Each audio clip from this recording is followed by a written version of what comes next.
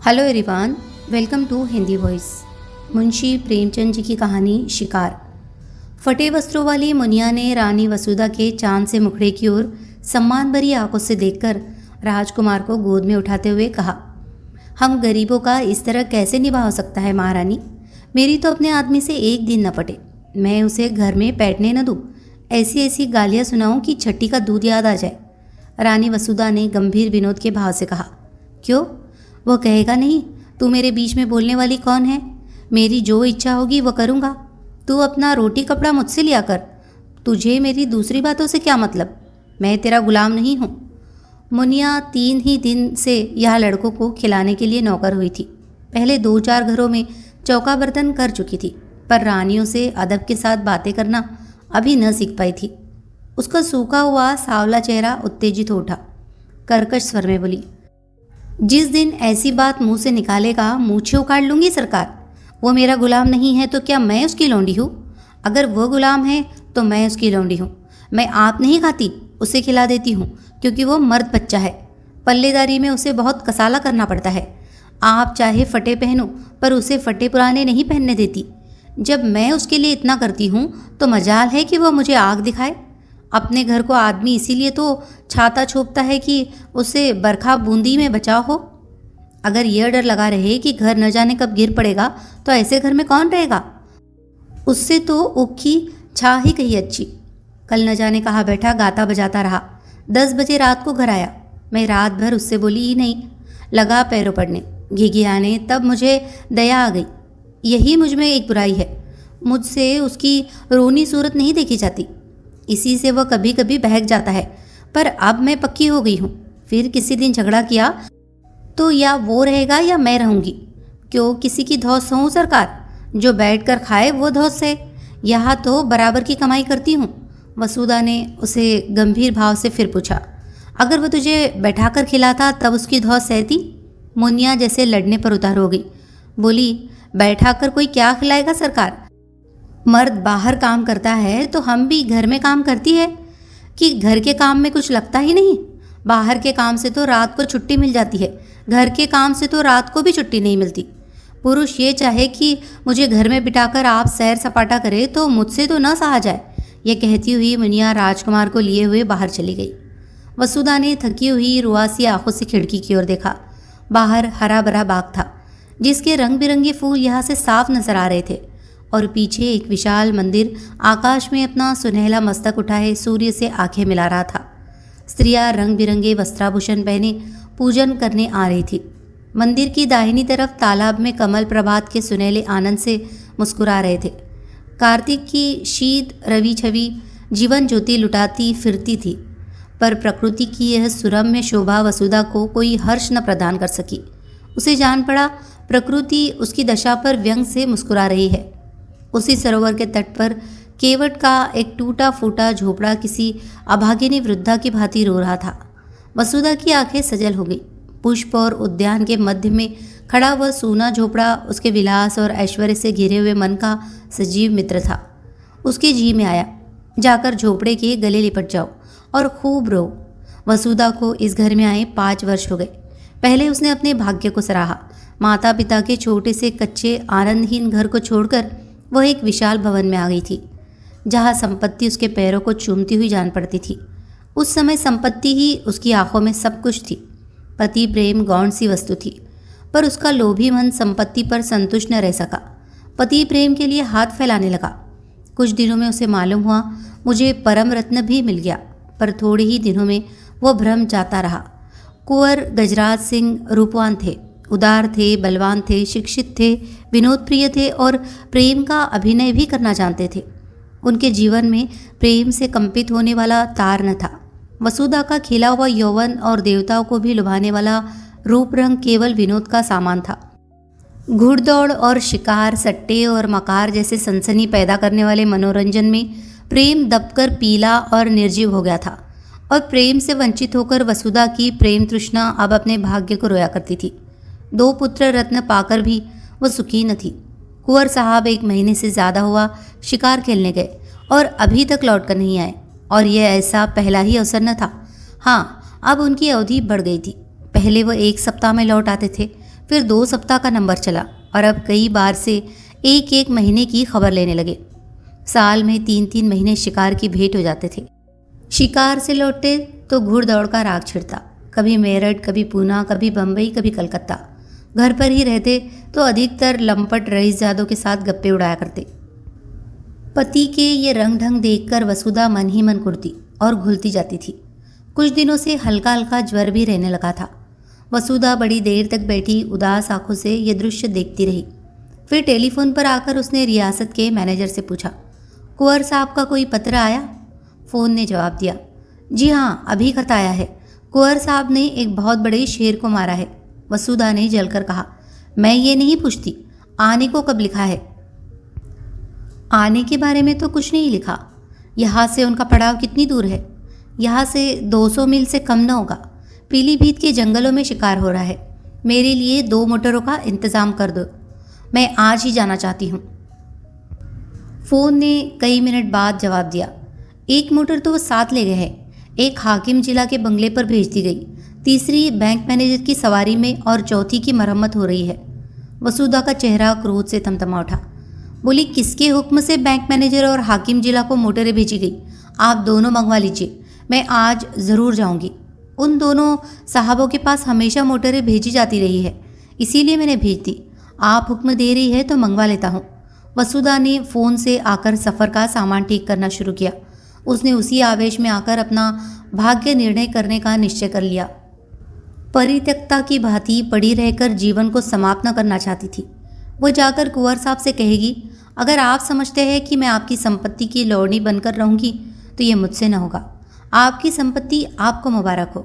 मेरा अधिकार आपकी संपत्ति पर नहीं, आपके ऊपर है। अगर आप मुझसे जौ भर हटना चाहते हैं तो मैं आपसे हाथ भर हट जाऊंगी।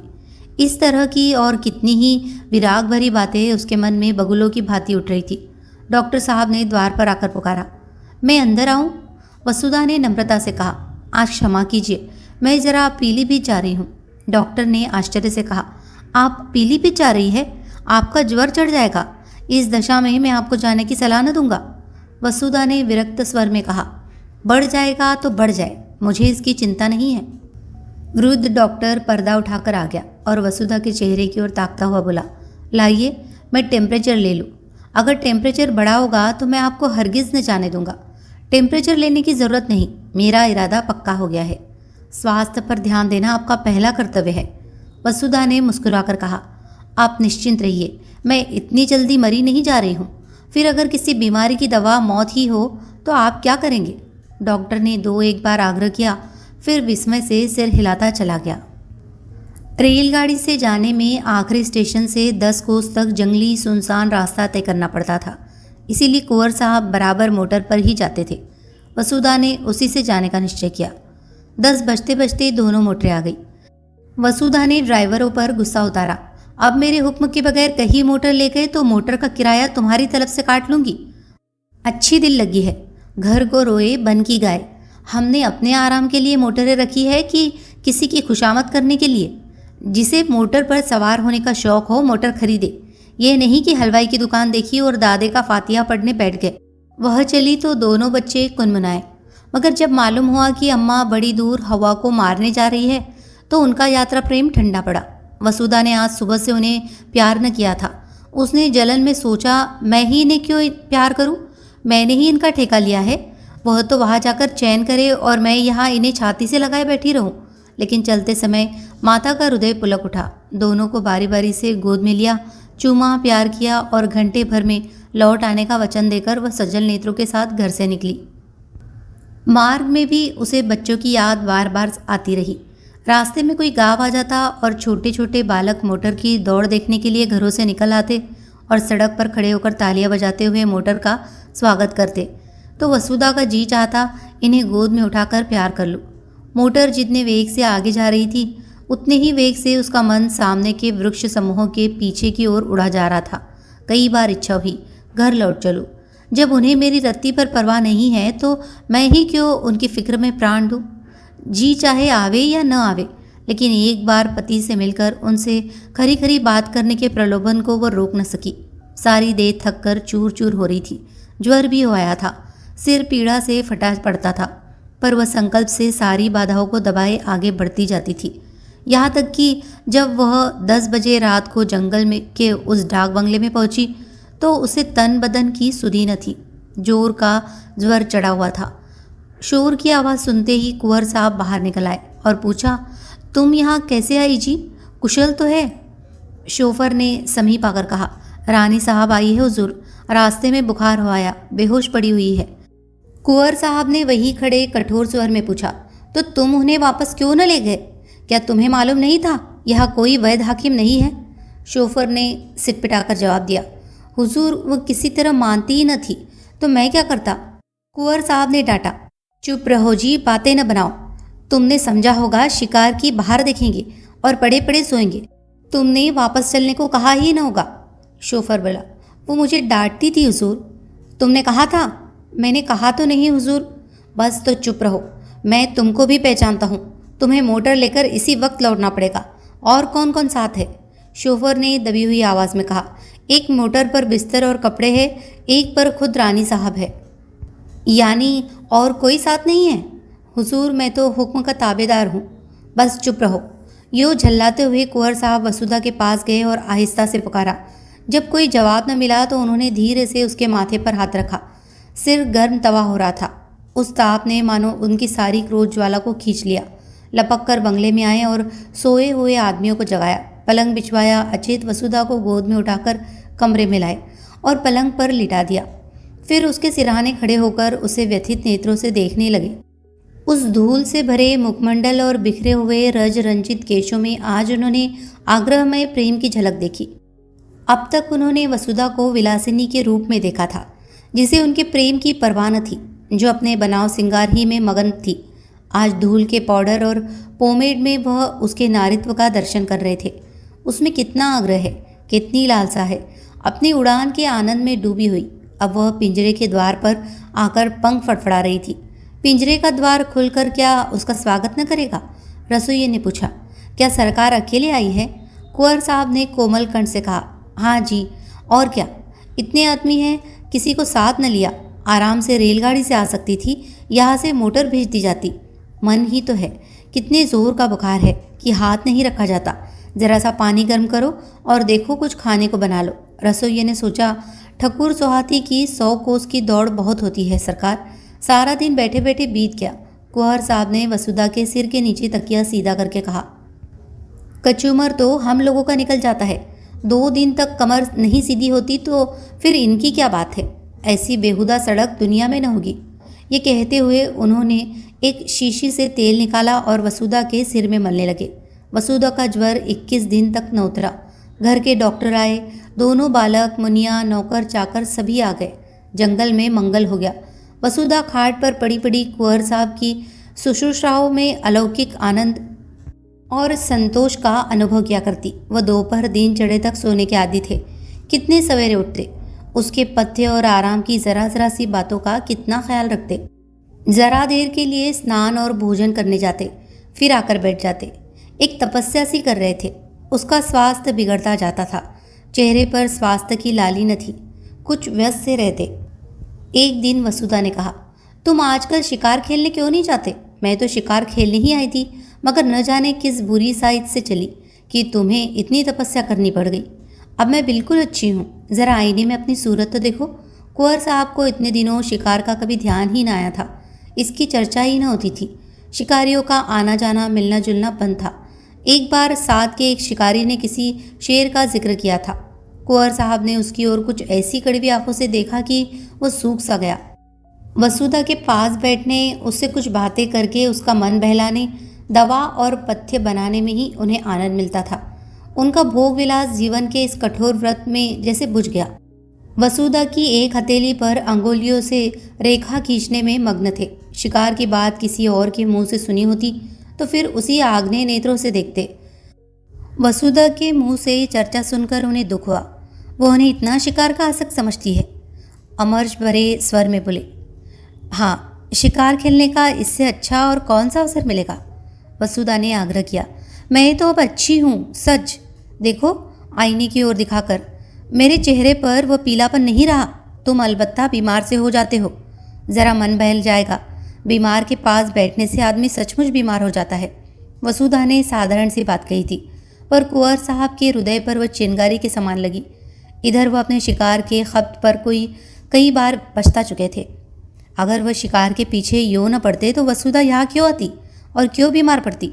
उन्हें मन ही मन इसका बड़ा दुख था। इस वक्त कुछ न बोले, शायद कुछ बोला ही न गया। फिर वसुधा की हथेली पर रेखाएं बनाने लगे।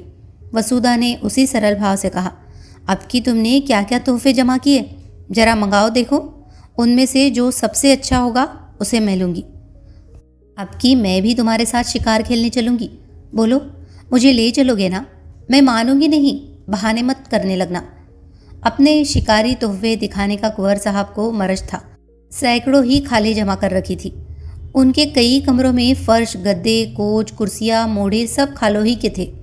ओढ़ना और बिछौना भी खालोही ही का था। बागंबरों के कई सूट बनवा रखे थे। शिकार में वही सूट पहनते थे। अब की भी बहुत से सिंग, सिर, पंजे, खाले जमा कर रखी थी। वसुधा का इन चीज़ों से अवश्य मनोरंजन होगा। यह न समझे कि वसुधा ने सिंह द्वार से प्रवेश न पाकर चोर दरवाजे से घुसने का प्रयत्न किया है। जाकर वह चीज़ें उठवा लाए, लेकिन आदमियों को पर्दे की आड़ में खड़ा करके पहले अकेले ही उसके पास गए। डरते थे कहीं मेरी उत्सुकता वसुधा को बुरी न लगे। वसुधा ने उत्सुक होकर पूछा, चीज़ें नहीं लाए? लाया हूँ, मगर कहीं डॉक्टर साहब न हो। डॉक्टर ने पढ़ने लिखने को मना किया है। तोहफे लाए गए। कुंवर साहब एक एक चीज़ निकाल कर दिखाने लगे। वसुधा के चेहरे पर हर्ष की ऐसी लाली हफ्तों से न दिखी थी, जैसे कोई बालक तमाशा देखकर मगन हो रहा हो। बीमारी के बाद हम बच्चों की तरह जिद्दी, उतने ही आतुर, उतने ही सरल हो जाते हैं। जिन किताबों में भी मन न लगा हो वो बीमारी के बाद पढ़ी जाती है। वसुधा जैसे उल्लास की गोद में खेलने लगी। चीतों की खालें थी, बाघों की, मृगों की, शेरों की। वसुधा हरेक खाल नई उमंग से देखती, जैसे बायोस्कोप के एक चित्र के बाद दूसरा चित्र आ रहा हो। कुंवर साहब एक एक तोहफे का इतिहास सुनाने लगे। ये जानवर कैसे मारा गया, उसने मारने में क्या क्या बाधाएं पड़ी, क्या क्या उपाय करने पड़े, पहले कहाँ गोली लगी, आदि। वसुधा हरेक की कथा आंखें फाड़ फाड़ कर सुन रही थी।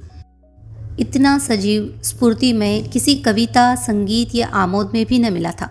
सबसे सुंदर एक सिंह की खाल थी, वही उसने छाटी। कुंवर साहब की यह सबसे बहुमूल्य वस्तु थी। उसे अपने कमरे में लटकाने को रखे हुए थे। बोले, तुम बागंबरों में से कोई ले लो, यह तो कोई अच्छी चीज़ नहीं। वसुधा ने खाल को अपनी ओर खींचकर कहा, रहने दीजिए अपनी सलाह, मैं खराब ही लूँगी। कुंवर साहब ने जैसे अपनी आंखों से आंसू पोंछकर कहा, तुम वही ले लो, मैं तो तुम्हारे ख्याल से कह रहा था, मैं फिर वैसा ही मार लूँगा। तो तुम मुझे चकमा क्यों देते थे? चकमा कौन देता था?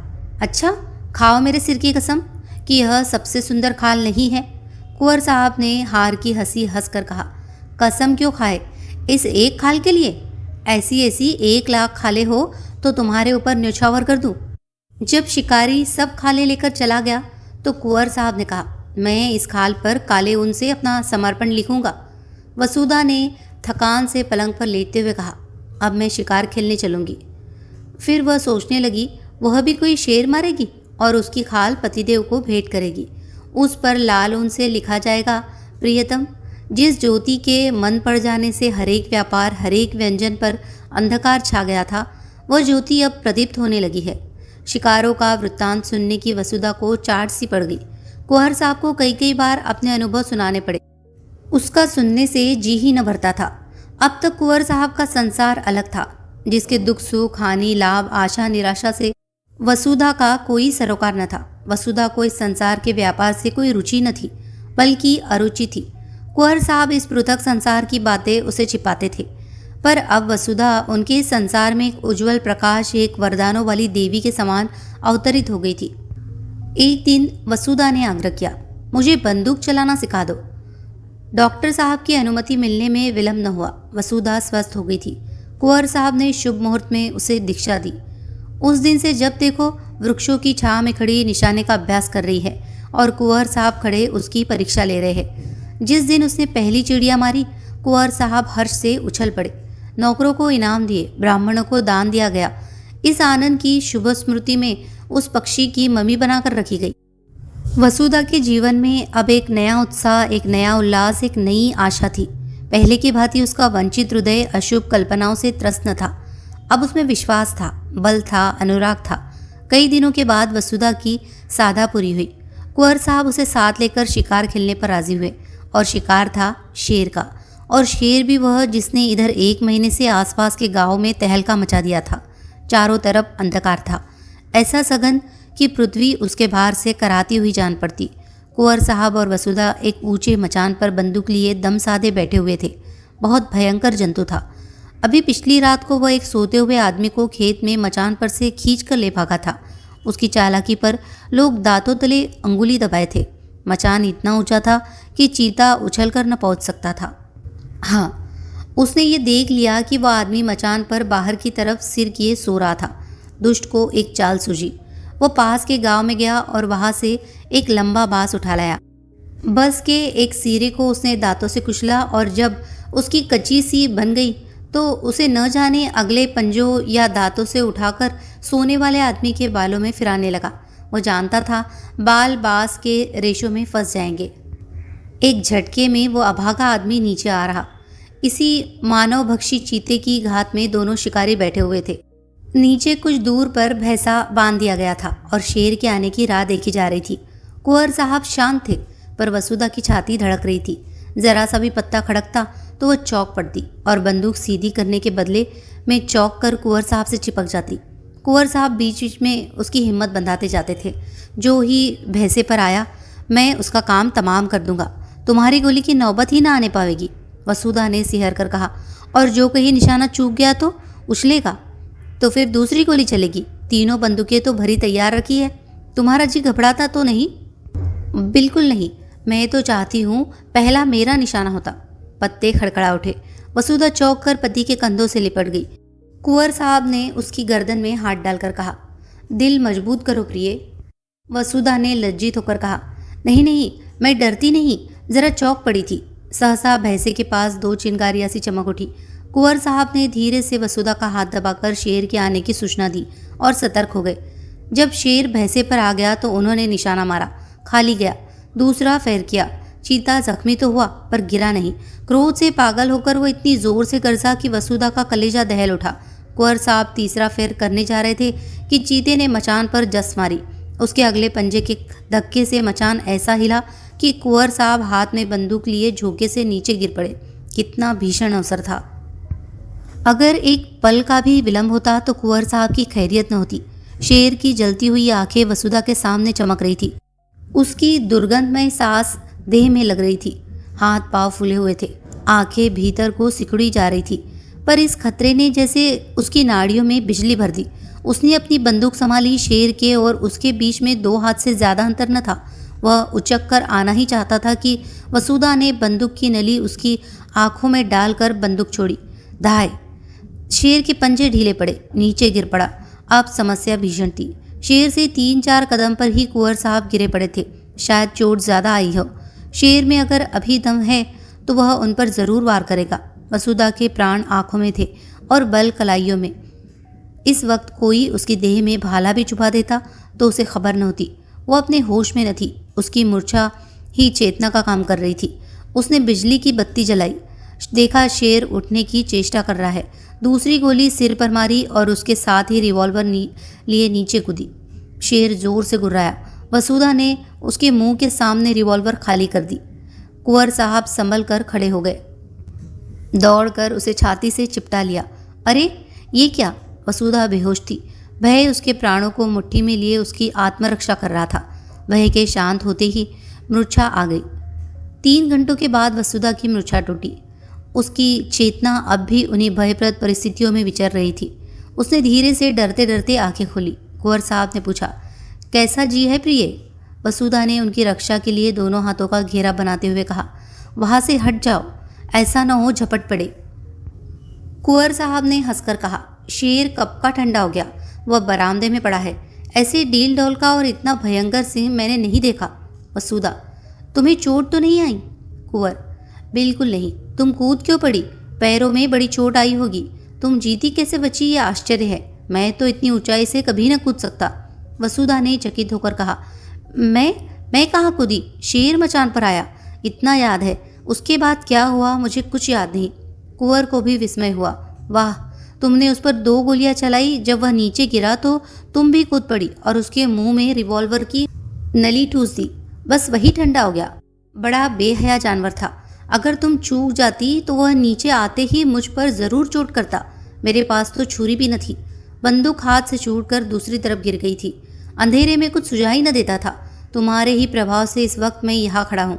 तुमने मुझे प्राणदान दिया। दूसरे दिन प्रातःकाल यहाँ से कूच हुआ।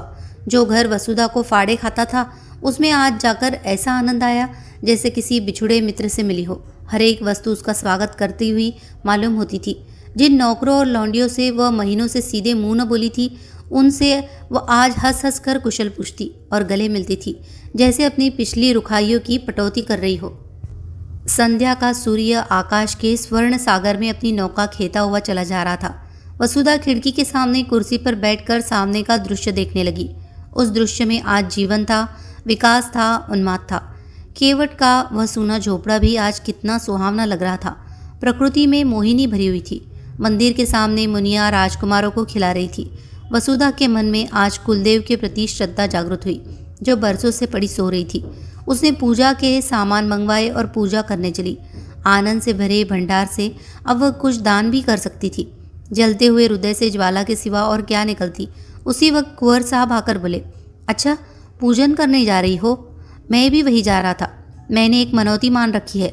वसुधा ने मुस्कुराती हुई आंखों से पूछा, कैसी मनौती है? कुंवर साहब ने हंसकर कहा, ये न बताऊंगा। कहानी अगर आपको अच्छी लगी हो तो प्लीज़ इसे लाइक करें, शेयर करें और कमेंट करें, और हमारे चैनल को प्लीज़ सब्सक्राइब भी कर लीजिए। धन्यवाद।